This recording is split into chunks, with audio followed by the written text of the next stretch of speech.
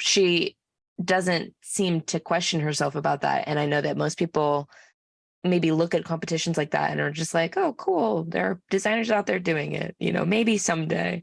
It's really neat to be the type of person that takes action and just sort of, she said she didn't really love the work that she had done for the design competition, and then she submitted it anyway because the deadline had arrived. Being willing to be vulnerable like that and take a risk can really pay off. I mean, she won that competition, right?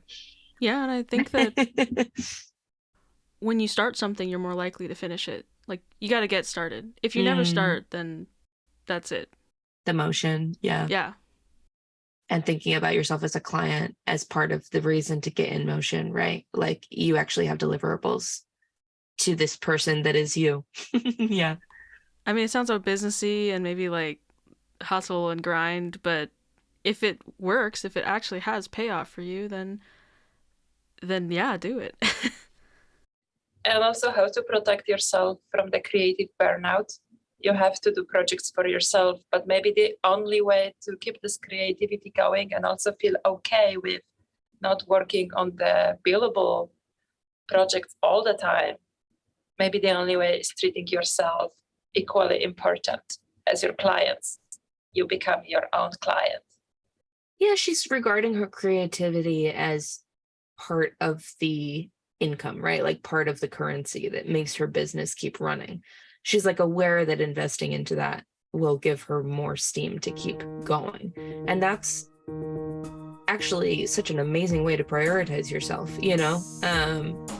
I think it's very easy, especially probably if you're running a business, to just think that that could be self-indulgent or somehow like not serving this like really buttoned down set of goals you have to have. But it's a way more long-term strategy to have that type of self-respect.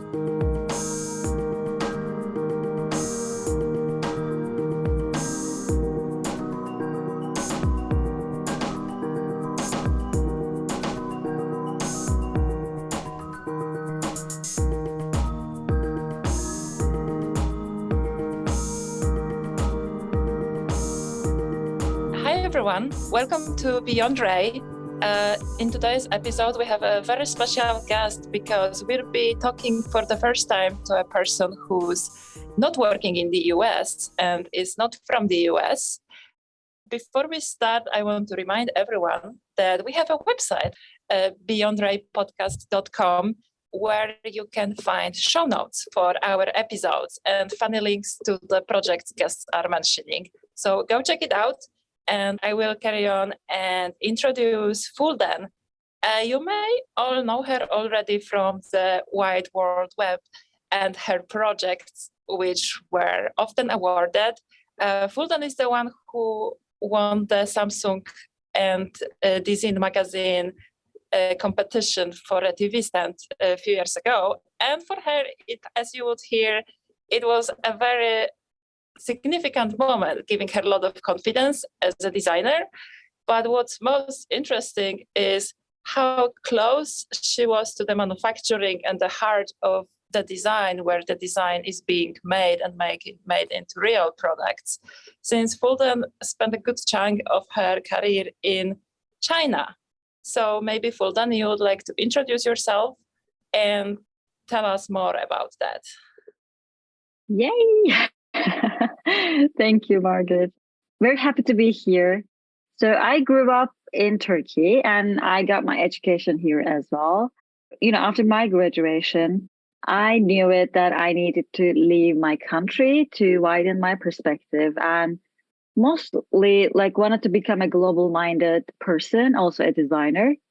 With that in mind, I was looking for the opportunity to leave Turkey.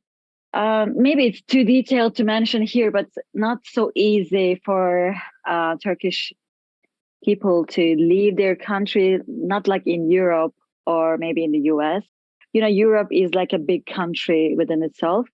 So if you're in the European zone, it's easy for students to move around to different countries. But if you're from Turkey or maybe different non-EU countries, it's a little bit more problematic.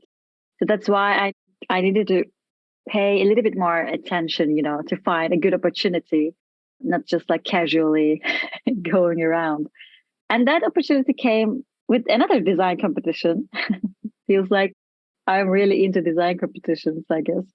And that competition called Design Lab, it was by Electrolux. 1 year after our competition, it was the end one. So it's not happening still. And with that competition, I get the second place. The competition has like the internship at Electrolux for the first prize winner, but I wasn't the first prize winner. So that was a little bit like a frustrating moment. But then I got to push forward a little bit, to try to make all the connections and send my portfolio over. So that's how I got the internship from Electrolux. That's how my professional career started, really. And I then moved into Stockholm. I worked at Electrolux in the small appliances team. And then after a couple of years, about like 2 years later, I then wanted to chase another challenge, or, wanted to get going to explore my designer stuff a little bit more. That is the time when another opportunity arose, and I got offered a position in the Electrolux Shanghai branch. So that's how I got into Shanghai, following my dream somehow. I worked in Shanghai branch for another 3 years. Like you said, I was very close to the manufacturing side of things. Also, I was, leveling up within the company. So my responsibilities were getting bigger, and I was leading projects. Also, that was for me, like the time in Electrolux in general, for me, the first time ever I worked as an in-house designer.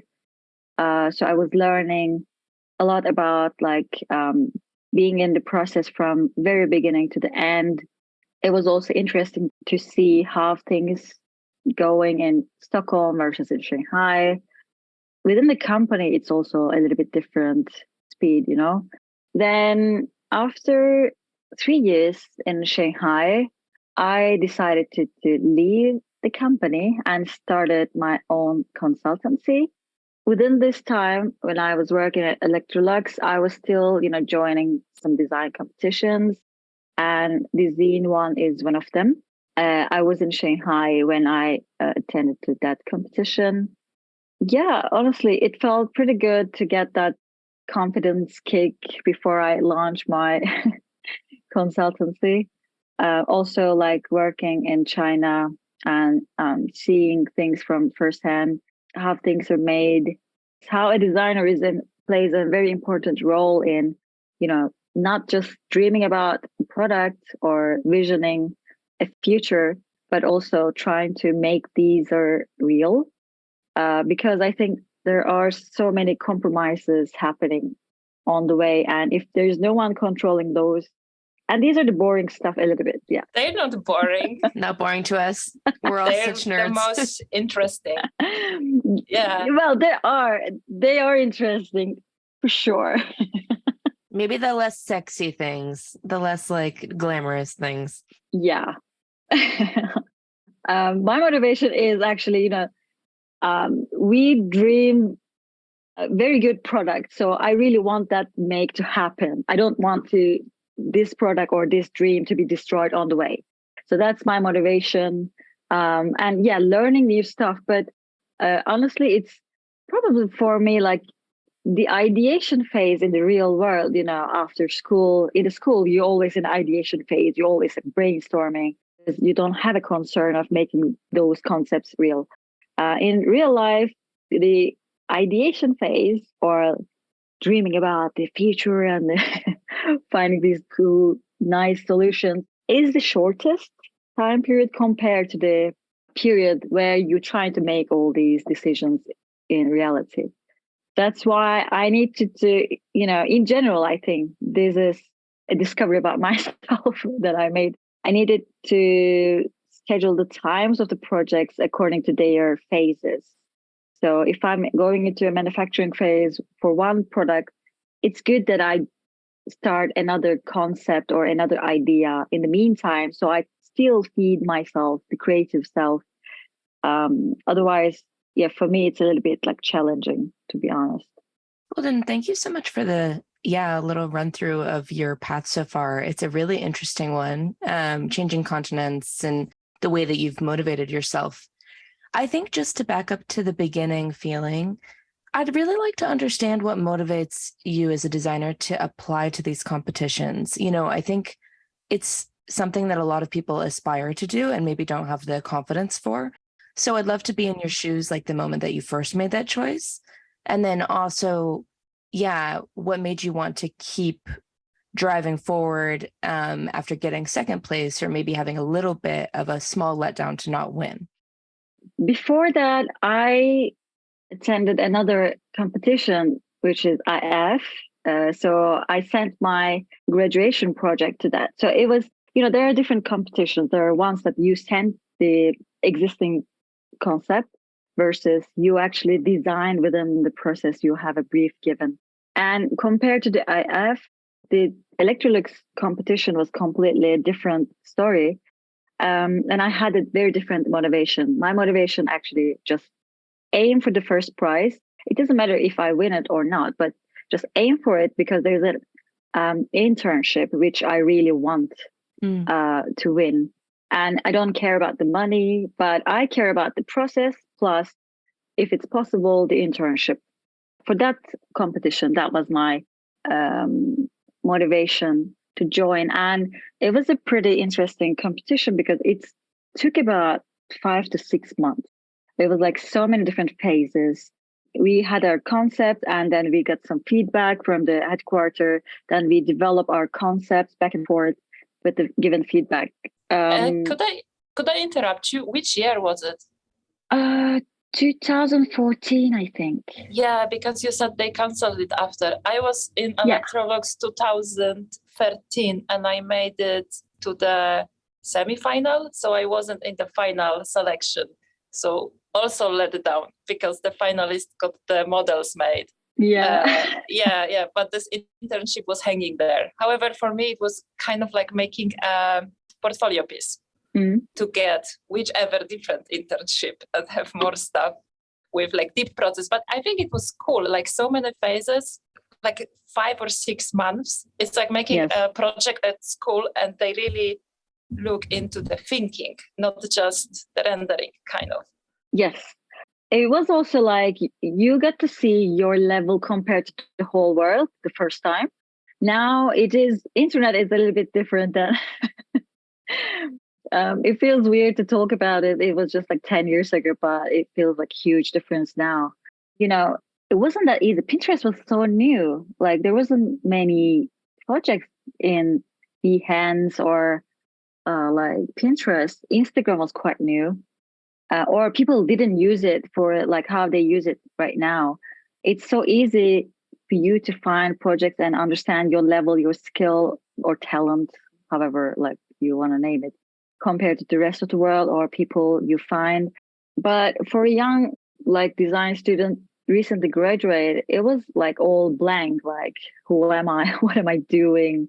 Am I even, in a good level? So it was good for me also, the process is happening globally. And I see other people's projects also, I see how they develop it. I see how they present it.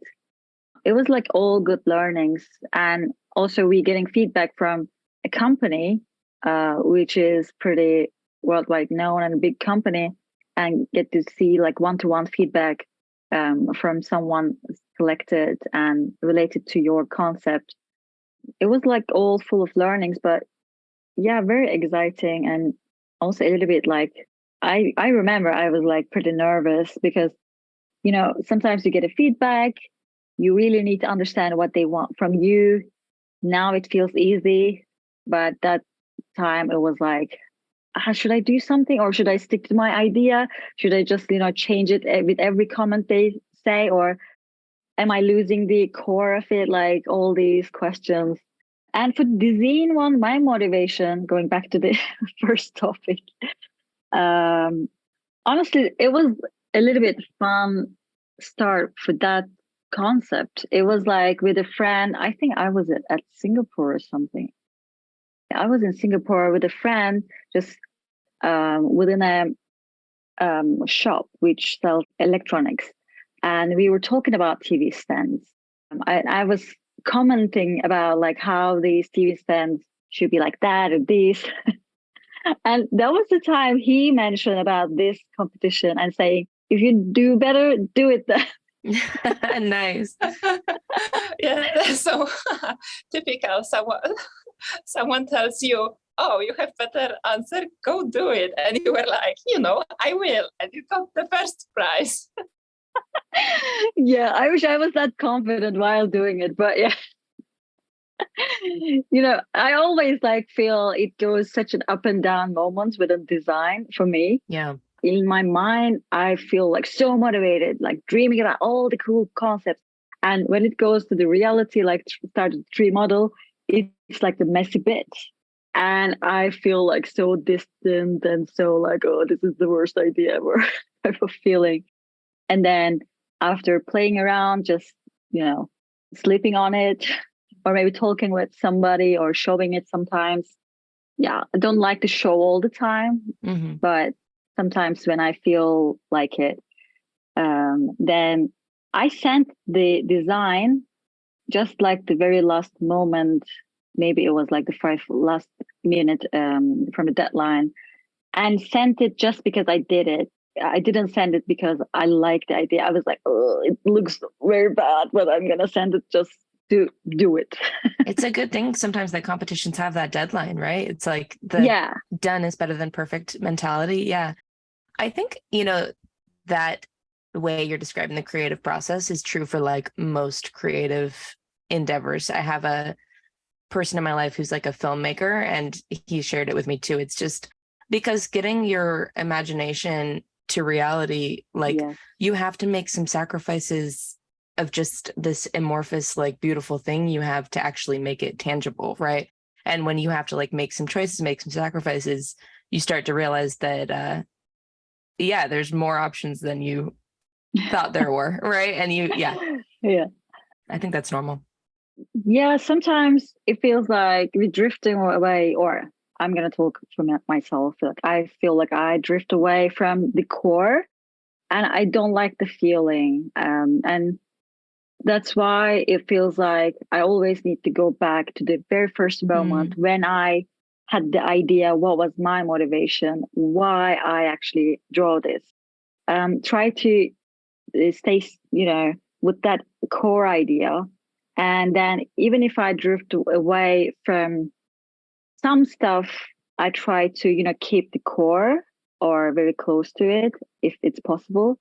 That's very, like you said, the nature of creative process. And sometimes it feels like so easy to lose control. And that's why I said I don't like to show and share too much on the process, because it's easy to get affected. And it's also not a bad thing, but when you show something to someone, you also maybe spark some imagination on that person. But they have a different, way of thinking. And even if they give a positive comment and you feel like, oh, that's a cool idea, and try to implement it, then it can also make you lose some bits. But I'm not talking about when we do like team ideations. That's a different process, I think. I believe there should be some moments that we, go just deep focus to the project by ourselves, and then open up to some group of people if you want to, then refocus again. It's a little bit like in the shell, out of the shell, in the shell again. I like hearing your approach to that, but I wanted to ask a question that wasn't as much about creative decisions, but more about your decision to go to China. Was that something driven by Electrolux and they directed you, or did you ask for it? Would you have asked for it anyway if they didn't say anything? For some reason, I had some instincts and some feelings, and I don't know why I have them. And working in 3 continents, was one of these intentions, actually, like Europe, Asia, and the US, if possible. I was probably always like open to the idea, moving around and following my dream. It doesn't really matter how, where. In addition to this, I am quite in love with Asian culture. I love watching animes and, I like all the food and stuff. So I already have some sort of interest into that region. And then when I was working at Electrolux, and after 2 years, there was a little bit like, should I do something else? Like, what should I do? A little bit like I got into a questioning period, maybe. And that was a time actually my VP talked to me. I have an opening for you in China and Shanghai branch if you want to. We really want your energy and knowledge there. Because there was some sort of quest also, like bringing Swedish culture, or like how we work in the company, to the Shanghai branch. And I was quite, let's say, like into or like explore the culture and like how we worked. I was knowing everyone in the design department, also like some other departments. Also, being young probably makes these things easy, like you a little bit reckless and you just say, why not? Well, Yeah, and easier to adapt to a new place. yeah, I mean, I can still do it probably, but I don't know. Now it feels like I was really brave. I didn't realize it was such a brave move when I said yes, to be honest. Mm. I think I just do these kind of things, or like, let's say, big moves, not in a way that, oh, this is a big move type of motivation. I'm just trying to, take it more easy, and otherwise I would panic, this is huge, this is big. I need to keep myself calm. And I'm a little bit more trying to be prepared for any type of result. That's why I gave to myself like about 6 months. Like, if you don't like it, you will come back or you will go to another place. So that's why I think I didn't feel so much like, oh, this is a huge step. Like, obviously, I realized it was a huge step after I moved in about like 2-3 months, but it wasn't something that scared me, or like I didn't feel like, what did I do? It was more like, whoa, I'm so glad I did this type of feeling. You said you're not as reckless in your words now, but since you know how much you've gained from that experience, when you encounter things now that feel just as bold, but now are like a little scarier, do you like push yourself harder to do them? Or are you sort of like, no, I did what I needed to do. That was the crazy part. Now I can be, easy on myself. Well, I don't know if it's possible that I show myself, but, I mean, challenging myself is a little bit like a personal trait, probably. Like, I don't feel so comfortable when I don't challenge myself. I hope this is healthy in a proper level, let's say. But yeah, when I challenge myself, I feel like, you learn a lot of things when you go out of your comfort zone, and you get new ideas, also new experiences when you dare to do things. And I know the beginning is always scary. And like, I always feel like when I apply to these design competitions, or like even launch my projects on Behance or just Instagram, I always feel a little bit like shaky moment. But then I also know that after I do it, there is another door that comes in front of me. And that's how I feel like I move forward. And that is the feeling that keeps me moving. And I can still do it if I feel like it, or if I need it. I think I do it not like a physical way, but now I'm trying to start my YouTube channel. So that's another uncomfortable zone and whole new challenge. So even if I am like a little bit settled down at the moment here, I still find different ways to challenge myself. You've just spent whole day in IKEA, so it's pretty much settling down definition. Well, I don't know about that. I think for one good year, we can say I'm here. But now Shanghai is opening up. I don't know. Like I said, I don't do like big plans for long term. But I'm gonna go and check how it feels and if I want to stay. We'll see about that. Tell us more. What differences have you noticed when starting working in Shanghai in the way how the company operates and how your relationship changed with vendors? I can only imagine that you were the designer that like project is being developed across a few studios, but then you are the one who has most insights into the making process.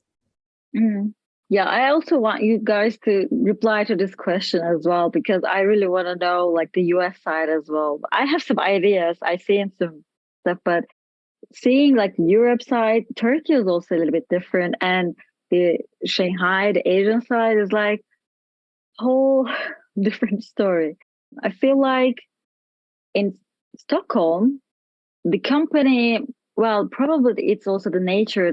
This is where the whole strategy, of the company, like how the big decisions will affect, like what kind of decisions we should make, like the new strategies for upcoming years, the VBL project.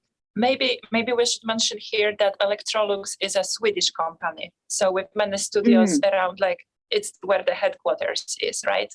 Yes, that makes a lot of sense. Like this is the department or this is the zone where the designers working more about like creating this future concepts, like what kind of products we should be aiming for, what kind of directions, what are the trends. And that's why, because I was also like the junior designer level, and this is where you do more ideation and more like trying to do everything, probably. For me, it was like a good match. And I get the chance to be involved with the ideation, brainstorming with many of these projects. Now they're being realized. And also we did like trend research, CMF research, UX UI.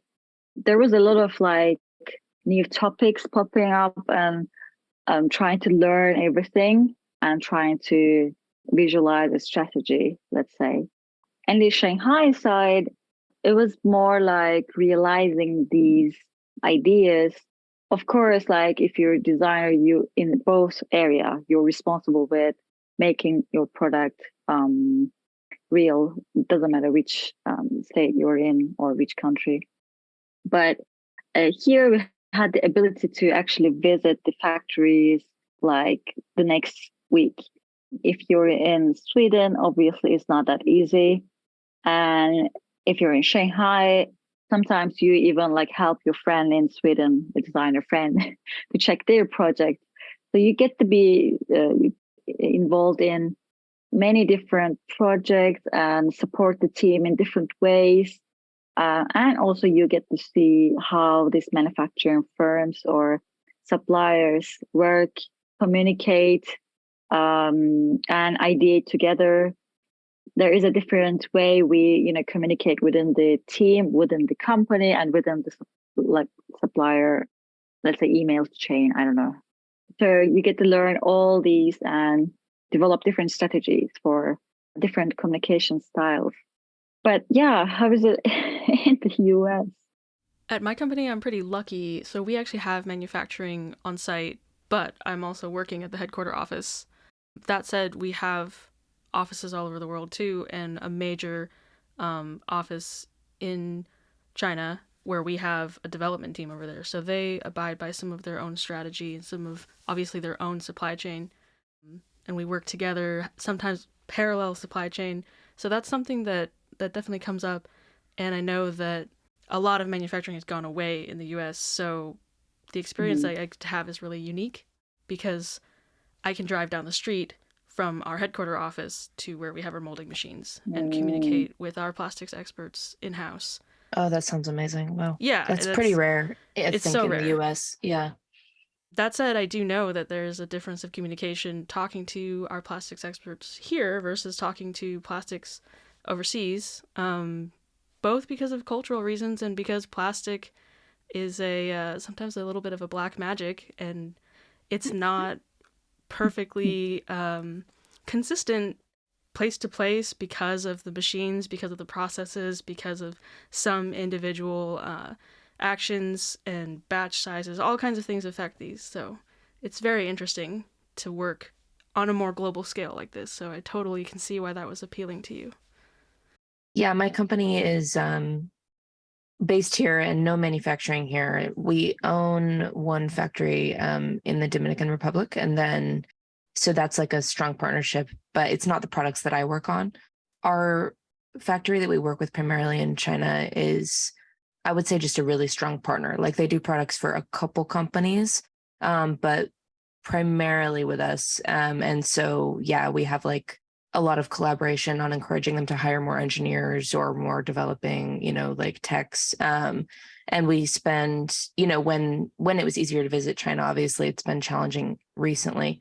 But we were going over like maybe 4 times a year to collaborate and figure out the kinks that were not getting communicated overseas. Honestly, every time we're there for one of those weeks, it is hugely impactful. So yeah, I can imagine that being on site would teach you a lot about, just the knowledge that's going on in the manufacturing space. Yeah, I think like the model companies work in US changed a lot since 2020, just because like travel was at risk actually till recently because of all the restrictions that were present in Asia.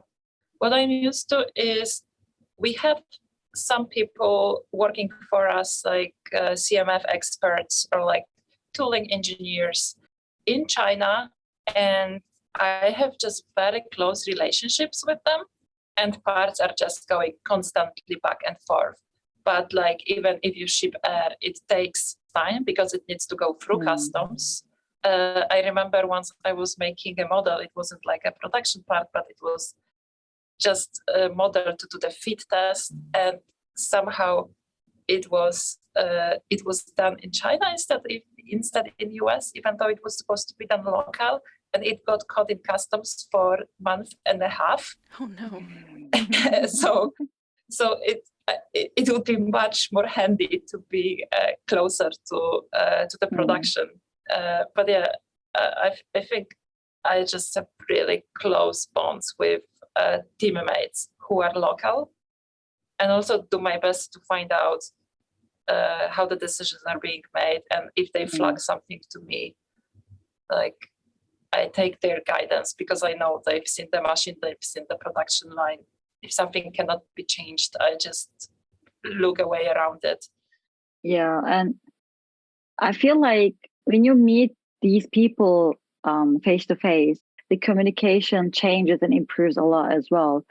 Maybe it's a cultural thing, but like when you do like face-to-face connections, it feels more smooth for some reason, which I can understand also. Yeah, my experience also, meeting face-to-face, yes, then try to understand their questions or worries. Sometimes, they tend to say yes or no way too quick. And we need to, try to find a way that we belong to the same team. We both want to make this product real and successful. So we are in the same team. I don't want to make your job harder. Just please help me to understand like what's your concern and if we can fix this. And I feel this is much easier when I was in Shanghai as a person and can visit the company and sit down and talk one-on-one and really try to communicate with this mindset. And it feels like the process gets smoother.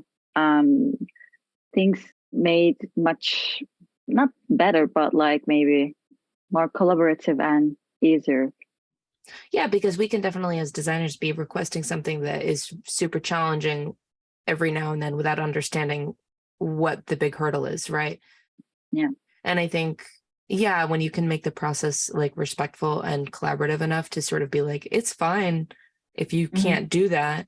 Can we like figure out what the challenge is? That's so much better than kind of saying we can do it and Yeah. then doing it differently than the design, or sort of like two people operating in different directions about what they think the product should function like because they have really different goals.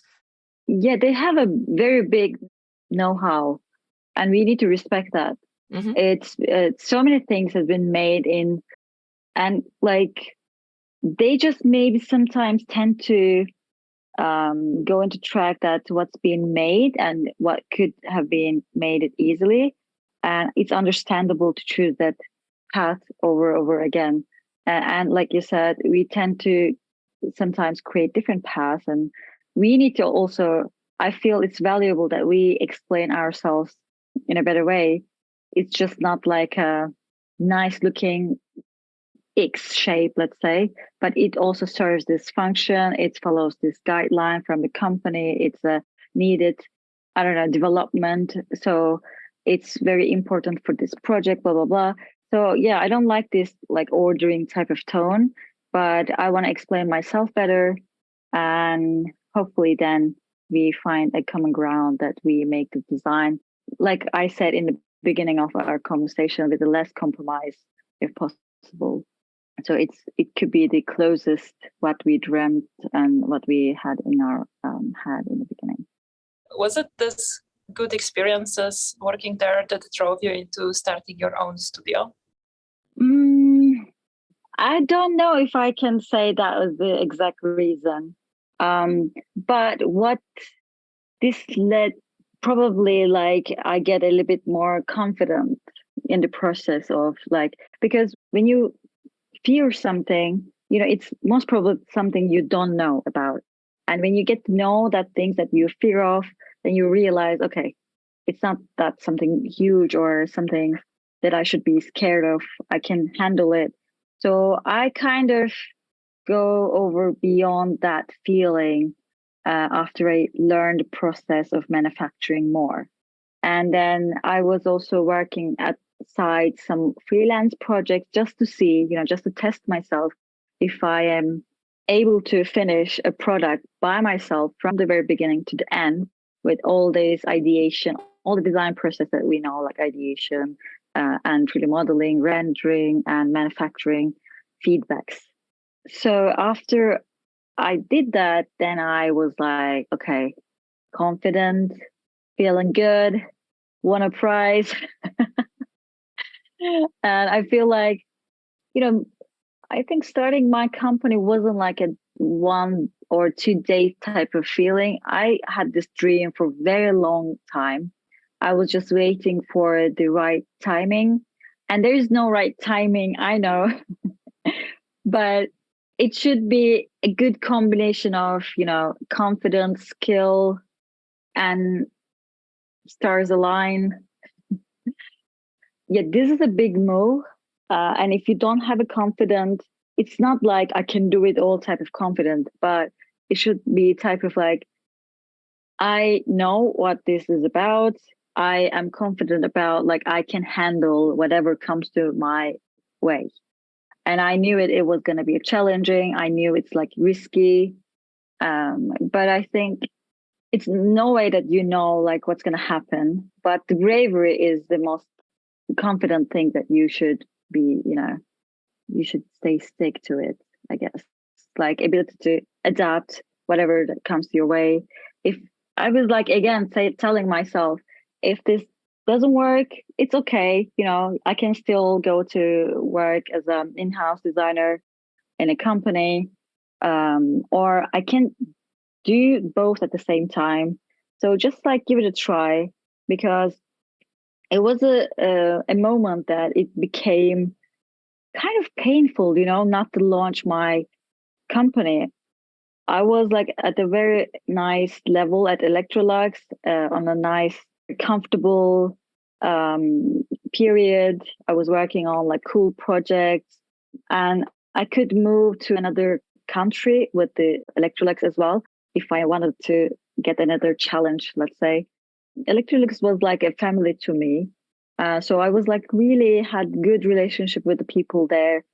But still, I wasn't at my 100%. Still, I felt like after a while, it didn't feel good. Me working there personally, they did everything they can, but there was like some sort of urge or calling Mm. for me to take this challenge and saying, inside, like, this is time, you should do it, you can start it. And I like Shanghai a lot. That's why I think I choose Shanghai.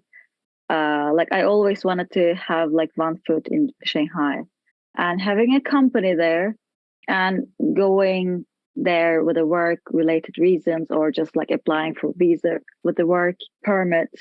It's much nicer, reliable, and it was the best fit for me back then.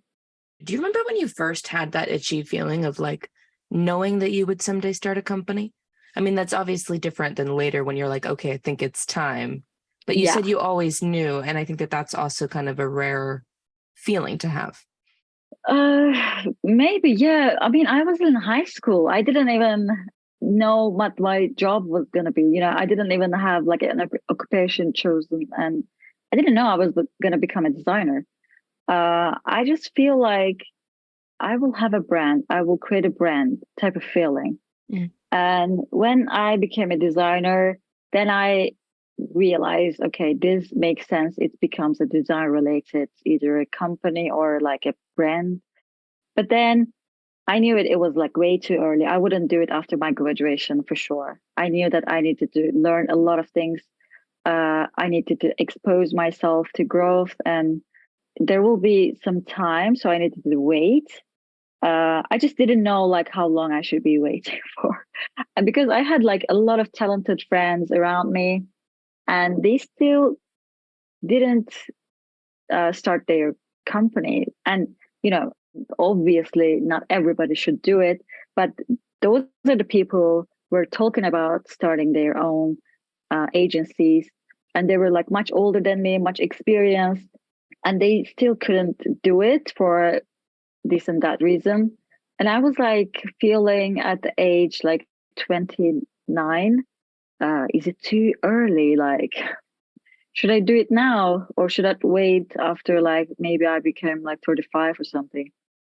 So that was the time that I felt, okay, it feels early, but still I'm not feeling good if I don't do this move. So I'm just going to risk it all and just do it anyway.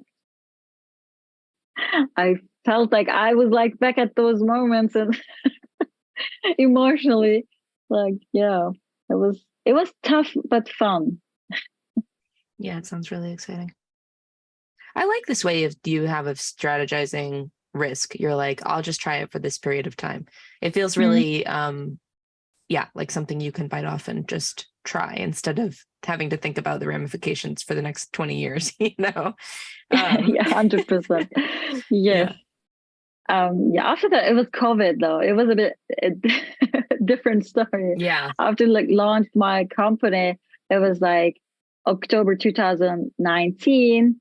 Then I launched it and I went to the US, New York, just to have some celebration, vacation type of thing. And then I came to Turkey, then it was COVID. And I was like, okay. My dream after my, launching my company, it was actually not to work for a while and just like buy tickets to all design weeks, design events all over the world.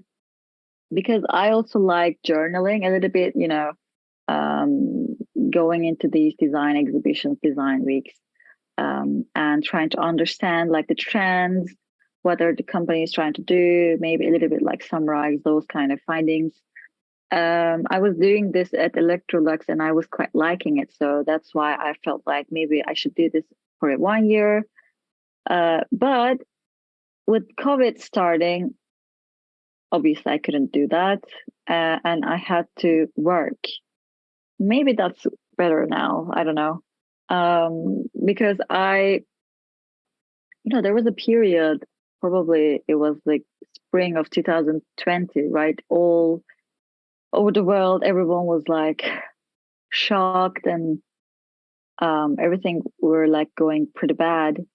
And I felt all this negativity and like feeling stuck, and really got affected because I had a life in Shanghai, and now it's all type of on pause or whatever. Can't go back. I was like only with a one luggage, and don't have any of my stuff with me. And it was like the whole future like just gone super blurry in a second. And it was also scary. I didn't know if we were dying, the world was collapsing. And all this negativity somehow needed to be managed. And that's how I found like design, what I should do to heal myself. Try to turn all this negativity into something positive. And that's when a mask design came out for the COVID, inspired by COVID. But then that also got awarded by Red Dot. And then with that, lots of clients came in, and I was like working pretty busily. So in 2022 to 2021, I feel grateful, like that I found a lot of nice projects that I could be part of, and not stuck within the negativity, and try to still have a hope for the future and work on some exciting, nice projects with nice people. Yeah, I can't even imagine being stuck when the COVID hit with only one suitcase while traveling. When your life was in China, which was the place you could not go back Yeah. to pack. Yeah, it was a whole different story.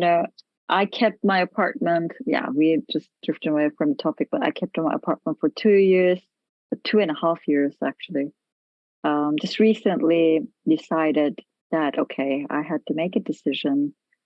Then, yeah, a little bit, just gave up on Shanghai for a bit.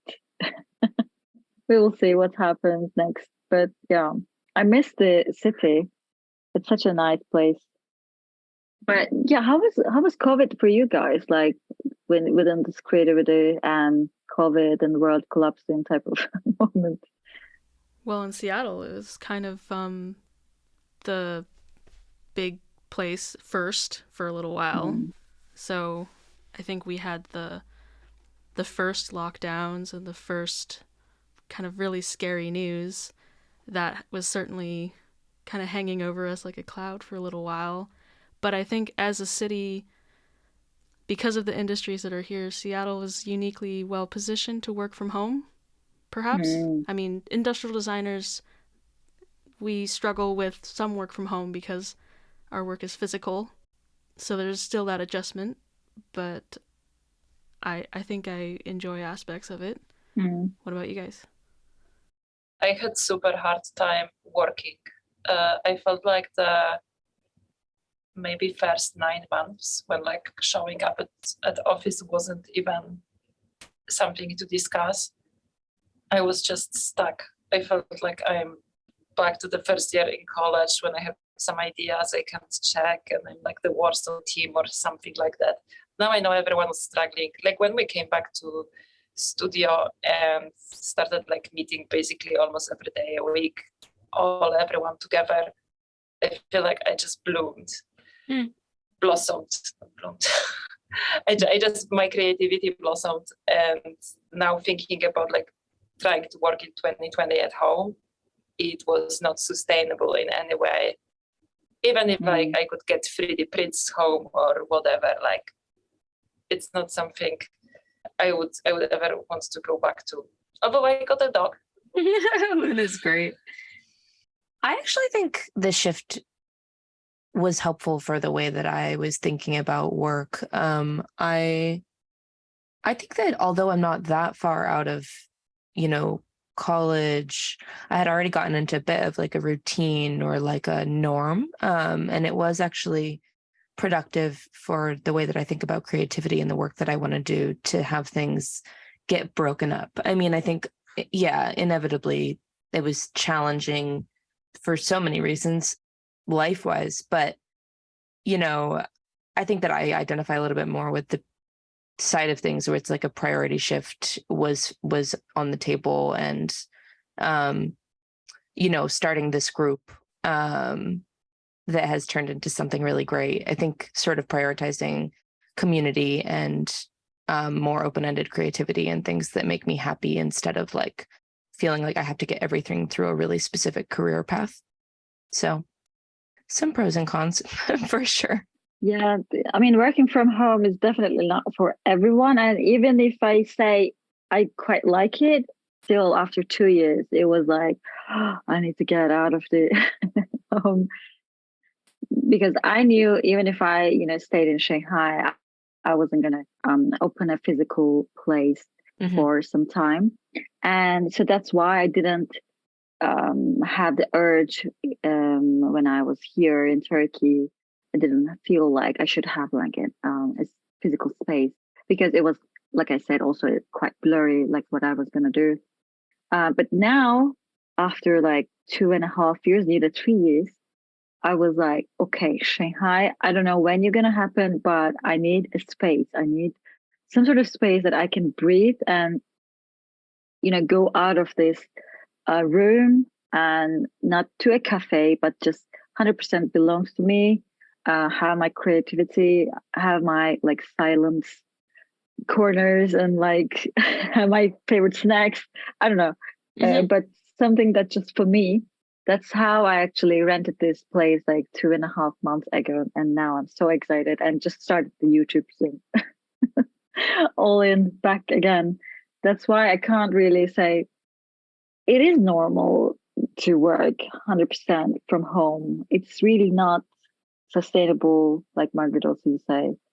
It is very challenging actually to stay focused while my cat's around. I'm in the room where I sleep. And then my mom sometimes comes and knocks in. Like, it was very challenging, and I think I did it for longer than I should. But yeah, COVID taught us a lot of things. I guess we grew up.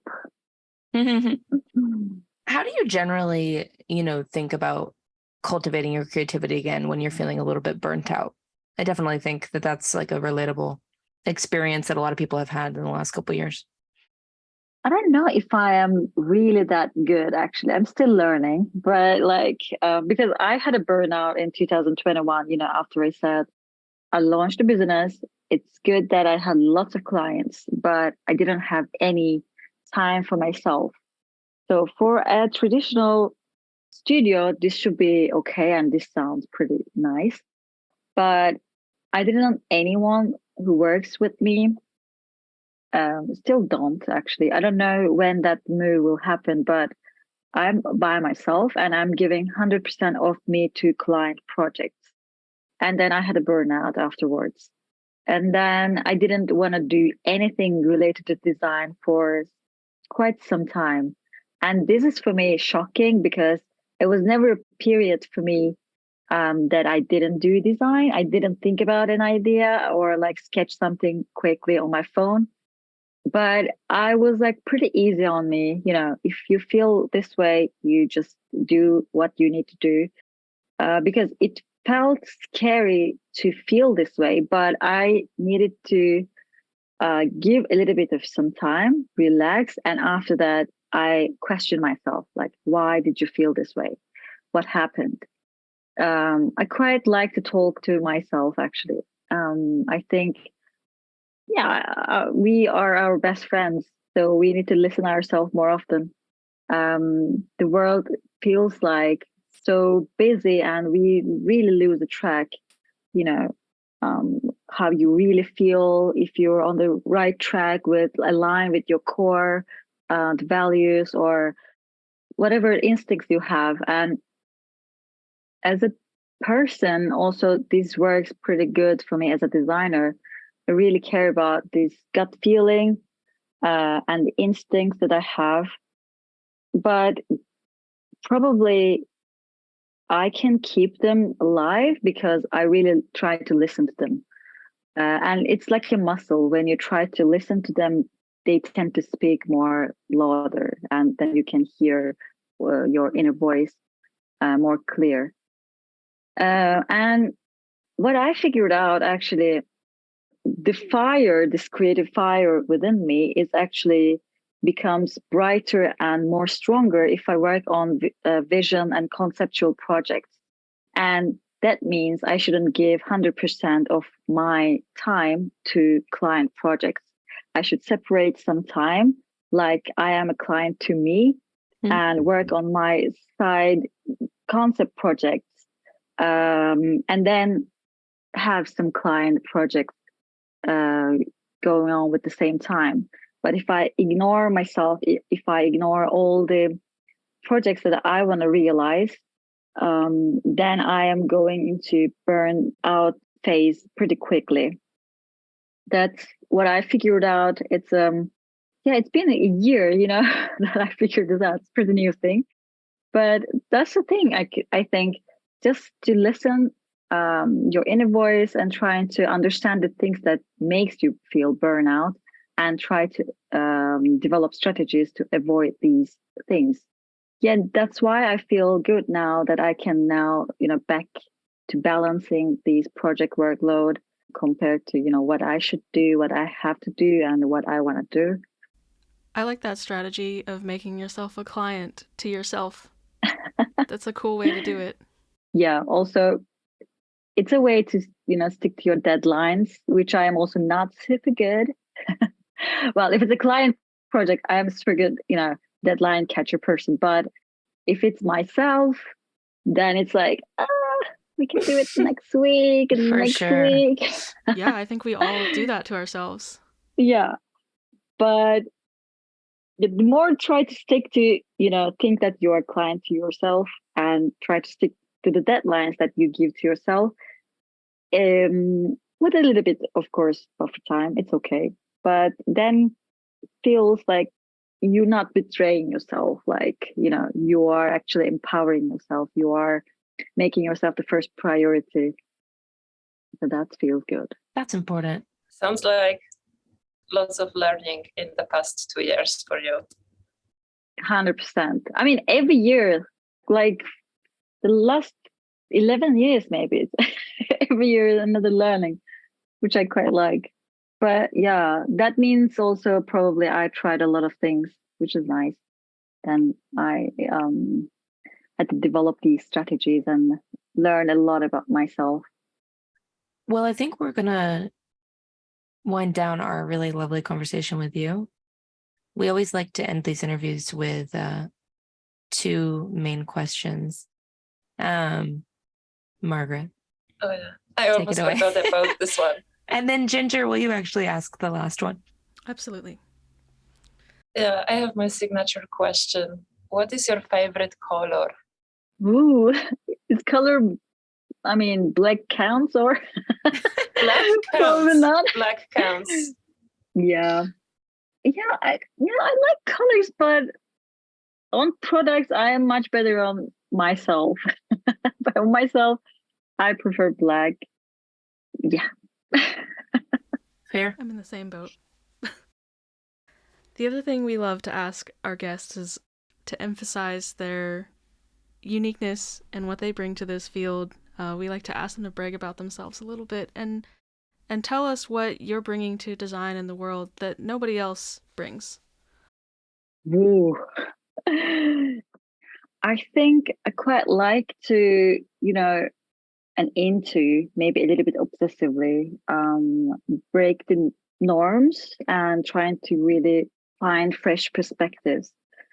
Because sometimes when we get a brief, it's so easy that we start sketching quickly. But then I like to actually go a couple of steps backwards and trying to, explore the brief in a different way. And this is the time on the research or analyze or observe.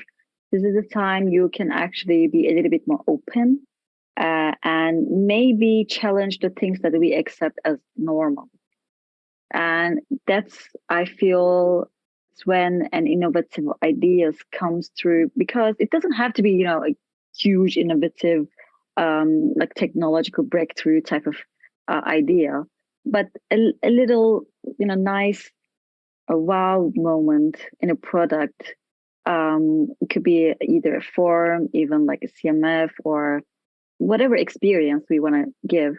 But those kind of moments, I believe it happens when we break these norms and trying to offer fresh perspectives and do it in a balanced way.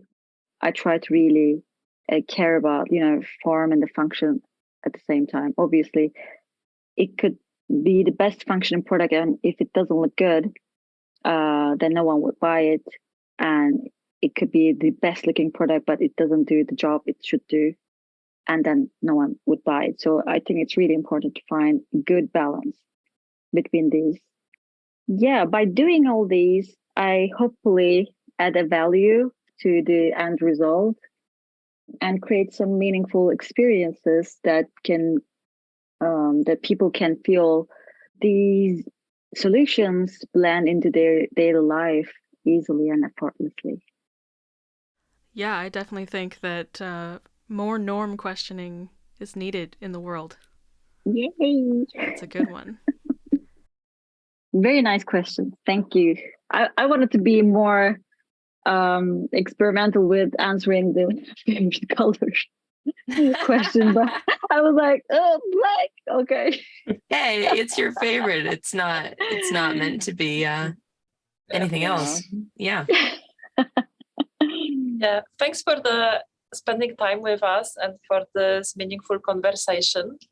Do you want to tell where people can find you? Yes. So Fuldende, well, Fuldende.com, but it's, yeah, we should read it as Fuldende because it's a Danish word at the same time. So that's how we read it. This is my webpage, my company's webpage. Oh, this is cool. What does Fuldende mean? So, you know, it was a time when I was looking for a name for my company, but I really didn't want to have my own name. It was a little bit like, I don't know, just didn't want it, but still wanted to have something meaningful and related to me. So that's how I actually found Fuldende on Google Translate. I was just like typing random things, and then it said, "Did you mean this?" And I was like, "What? Is it a word? Is it my name?" And it feels like such a nice coincidence because it perfectly aligns also with my I don't know, values in a way. So it means to achieve, to perfect, and to accomplish. Nice. Also, it's like a verb, meaning that it's a process, you know, it's not like a done, but it's a perfecting something. But obviously, it's not possible to make it perfect, but you can aim it to, you know, perfecting it over time. Nice. Yeah, so I felt like, oh, okay, there's no way going back from this moment. I have to, I just have to do it. I love it. I also like, yeah, screenshot, you know, those things. I sent a friend a quick message like, I found this, I can't believe it, this should happen. That's awesome. Still have those like somewhere. Confirmation on the starting the company feeling for sure. Yeah, right. Yeah, it's the right sign when you look for one. Yeah, when you get that kind of sign, it feels like, ooh, I have to, you know, get this sign. It's not something that I can ignore. You can find me on Instagram as well with my name and surname, or Fuldende, also on LinkedIn. And now freshly starting my YouTube channel. That's going to be me, my name, not under the company name. Yeah, we'll be happy to see you or anyone who listens this. Just if any questions, please just DM me. I will answer. I'm very happy to have this conversation and meet you all. Really enjoyed this chat. Absolutely, we did too. You can find us at the WID_Seattle Instagram, and our website that Margaret already mentioned, beyondravepodcast.com. Fulden, so nice talking to you. Thank you.